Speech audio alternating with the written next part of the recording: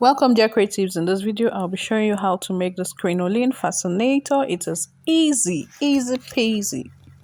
So the measurement of my crinoline is 10 inches, the big size crinoline. I've already tied the two ends, and of course you can still apply some glue, because crinoline frays, okay?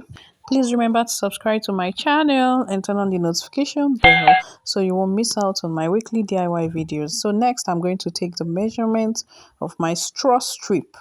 If you do not know how to cut out strip from your straw hat, then you should watch the video showing on your screen right now.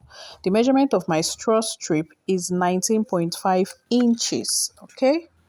So now I'm going to set that aside, set my tape aside, and I'm going to start forming my fascinator.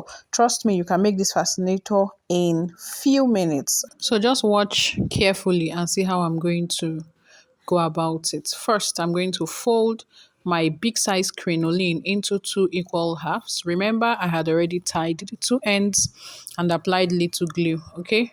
Now, see how I'm going to gather them at the center, gather my big size crinoline at the center as if I'm about to form a bow.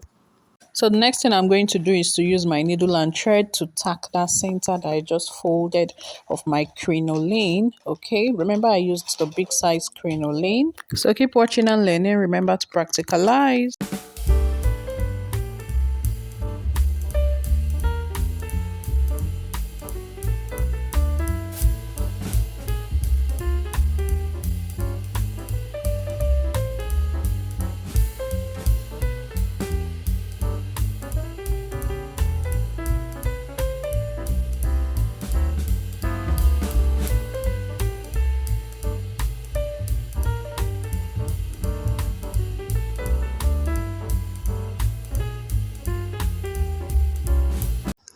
So I'll use my thread to go round my crinoline now.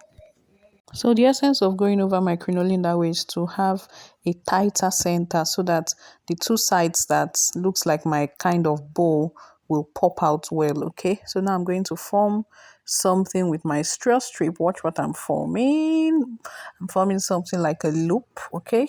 Can you see how I folded it? If you didn't get that, please go back and rewatch it. Okay, now I'm going to attach it on top of my crinoline at the center of my big size crinoline. Then using my needle and thread, I'll tack it down onto my crinoline. Do you know I have a 2 weeks intensive fascinator making training where you can learn how to make beautiful fascinators and monetize, okay? You can join the class by clicking on the link below in the comment section and in the description box. So now I'll just keep tacking until it is very firm. I'll keep stitching till it's firm enough until my crinoline is very firmly attached to my straw loop, okay? Now the next thing I'm going to do is to attach my comb at the back. If this is your first time of watching, of stopping by, do well to subscribe and turn on the notification bell.